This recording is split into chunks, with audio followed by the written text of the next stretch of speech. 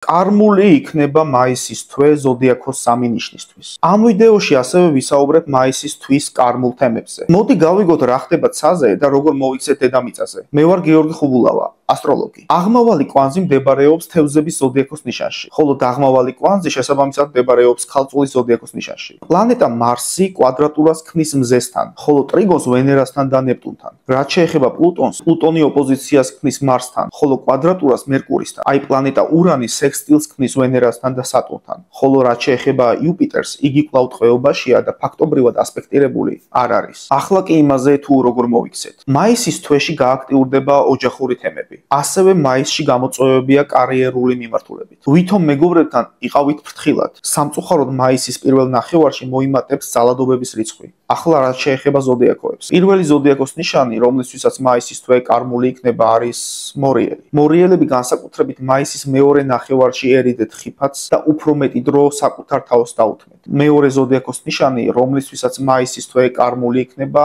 არის მერწყული. მერწყულები განსაკუთრებით უფრთხილდით მეგობრებს. მესამე ზოდიაქოს ნიშანი, რომლისთვისაც მაისის თვე კარმული იქნება, არის თხის რქა. თხის რქებს განსაკუთრებული ყურადღება სამსახურში გმართებთ. ნაყოფიერ თვეს გისურვებთ. დროებით.